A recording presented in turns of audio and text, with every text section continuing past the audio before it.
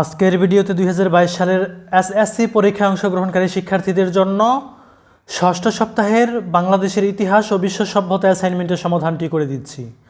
এটি হচ্ছে তোমাদের অ্যাসাইনমেন্টের ক্রমিক নম্বর 1।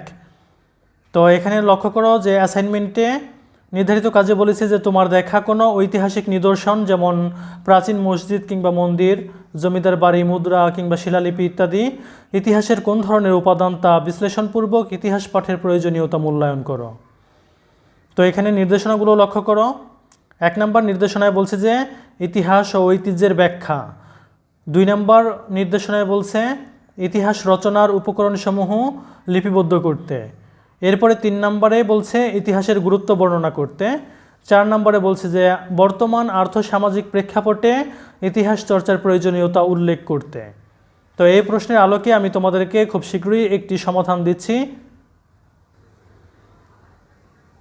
তো এই প্রশ্নের আলোকে আমি তোমাদেরকে একটি নমুনা উত্তর প্রদর্শন করছি এই ভিডিওতে। 1 নং সংকেতের উত্তর, ইতিহাস ও ঐতিহ্যের ধারণা।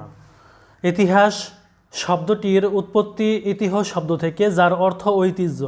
ঐতিহ্য হচ্ছে অতীতের অভ্যাস, শিক্ষা, ভাষা, শিল্প, সাহিত্য, সংস্কৃতি যা ভবিষ্যতের জন্য সংরক্ষিত থাকে। এই ঐতিহ্য এক প্রজন্ম থেকে আরেক প্রজন্মের কাছে পৌঁছে দেয় ইতিহাস।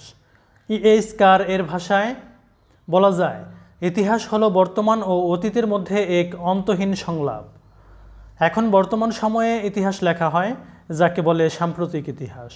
সুতরাং ইতিহাসের পরিসর সুদূর অতীত থেকে বর্তমান পর্যন্ত বিস্তৃত। গ্রিক শব্দ হিস্টোরিয়া থেকে ইংরেজি হিস্টোরি শব্দটির উৎপত্তি, যার বাংলা অর্থ হচ্ছে ইতিহাস। হিস্টোরিয়া শব্দটি প্রথম ব্যবহার করেন গ্রিক ঐতিহাসিক হেরোডোটাস। তিনি ইতিহাসের জনক হিসেবে খ্যাত। তিনি সর্বপ্রথম তার গবেষণা কর্মের নামকরণে এই শব্দটি ব্যবহার করেন, যার আবিধানিক অর্থ হলো সত্যানুসন্ধান বা গবেষণা। তিনি বিশ্বাস করতেন ইতিহাস হলো যা সত্যিকার অর্থে ছিল বা সংগঠিত হয়েছিল তা অনুসন্ধান করা ও লেখা।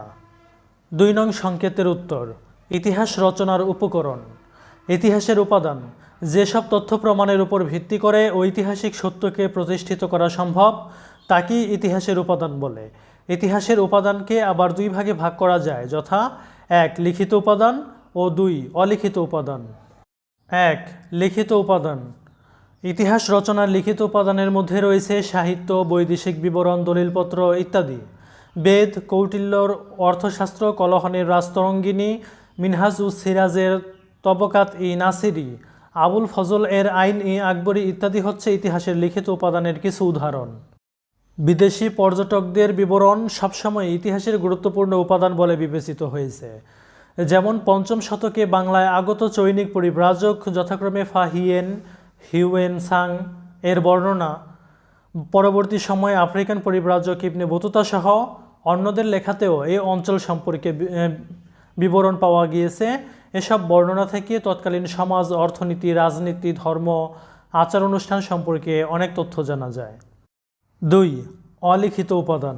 যেসব বস্তু বা উপাদান থেকে আমি বিশেষ সময়, স্থান বা ব্যক্তি সম্পর্কে বিভিন্ন স্থানের ঐতিহাসিক তথ্য পাই, সেই বস্তু বা উপাদানই প্রত্নতাত্ত্বিক নিদর্শন। প্রত্নতাত্ত্বিক নিদর্শনসমূহ মূলত অলিখিত উপাদান। আমার দেখা পুরাতন মসজিদ, মন্দির, পুরাতন জমিদার বাড়ি এবং মুদ্রা ইতিহাসের অলিখিত উপাদান। ইতিহাসের কিছু অলিখিত উপাদান সম্পর্কে নিচে আলোচনা করা হলো। ক লিপিমালা।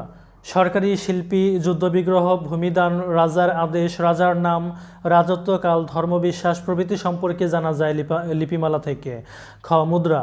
মুদ্রায় রাজার নাম, রাজ্যের নাম, সন, তারিখ, বিভিন্ন মূর্তি এগুলো খোদাই করা থাকতো, যা থেকে অর্থনৈতিক অবস্থা, সমাজ ব্যবস্থা এবং ধর্মীয় বিশ্বাস সম্পর্কে ধারণা লাভ করা যায়।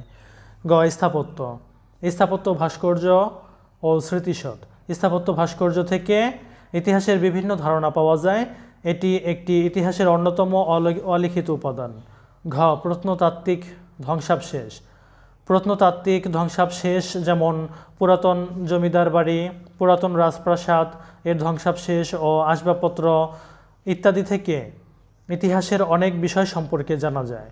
বগুড়ার মহাস্থানগড়, নরসিংদীর ওয়ারী বটেশ্বর ইত্যাদি প্রত্নতাত্ত্বিক ধ্বংসাবশেষ থেকে বাংলাদেশের অতীত ইতিহাস সম্পর্কে আমরা ধারণা লাভ করতে পারি। 3 নং সংকেতের উত্তর, ইতিহাসের গুরুত্ব। মানব সমাজ ও সভ্যতার ধারাবাহিক পরিবর্তনের প্রমাণ ও লিখিত দলিল হলো ইতিহাস। ঐতিহাসিক ভিকো মনে করেন মানব সমাজ ও মানবীয় প্রতিষ্ঠানসমূহের উৎপত্তি ও বিকাশই ইতিহাসের বিষয়বস্তু।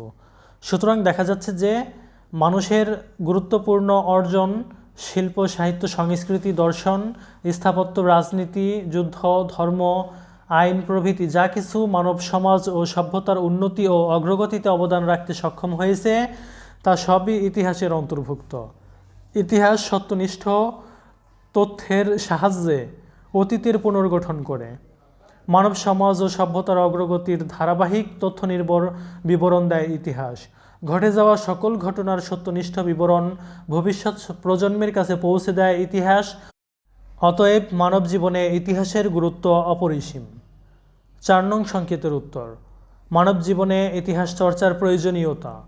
ইতিহাস পাঠ মানুষকে অতীতের পরিপ্রেক্ষিতে বর্তমান অবস্থা বুঝতে এবং ভবিষ্যৎ সম্পর্কে অনুমান করতে সাহায্য করে। ইতিহাস পাঠের মাধ্যমে আমরা মানব সমাজের ক্রমবিকাশ ও সভ্যতার বিবর্তনের ধারা সম্পর্কে জানতে পারি। জ্ঞান ও আত্মমর্যাদা বৃদ্ধি করে ইতিহাস। অতীতের সত্যনিষ্ঠ বর্ণনা মানুষের জ্ঞানের পরিধি সমৃদ্ধ করতে সাহায্য করে।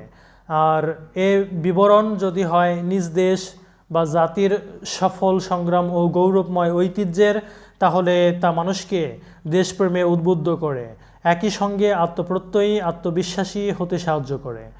সেক্ষেত্রে জাতীয়তাবোধ, জাতীয় সংহতি সুদূরকরণে ইতিহাস পাঠের বিকল্প নেই। সচেতনতা বৃদ্ধি করে ইতিহাস। ইতিহাস জ্ঞান মানুষকে সচেতন করে তোলে। উত্থান পতন এবং সভ্যতার বিকাশ ও পতনের কারণগুলো জানতে পারলে মানুষ ভালো মন্দের পার্থক্যটা সহজেই বুঝতে পারে। ফলে সে তার কর্মের পরিণতি সম্পর্কে সচেতন থাকে। দৃষ্টান্তের সাহায্যে শিক্ষা দেয় ইতিহাস। ইতিহাসের ব্যবহারিক গুরুত্ব অপরিসীম। মানুষ ইতিহাস পাঠ করে অতীত ঘটনাবলীর দৃষ্টান্ত থেকে শিক্ষা নিতে পারে। ইতিহাসের শিক্ষা বর্তমানের প্রয়োজনে কাজে লাগানো যেতে পারে। ইতিহাস দৃষ্টান্তের মাধ্যমে শিক্ষা দেয় বলে ইতিহাসকে বলা হয় শিক্ষণীয় দর্পণ। ইতিহাস পাঠ করলে বিচার বিশ্লেষণ ক্ষমতা বাড়ে। দার্শনিক দৃষ্টিভঙ্গি তৈরিতে সাহায্য করে ইতিহাস। ফলে জ্ঞানচর্চার প্রতি আগ্রহ জন্মে। তাই দেশ ও জাতির স্বার্থে এবং ব্যক্তির প্রয়োজনে ইতিহাস পাঠ অত্যন্ত জরুরি।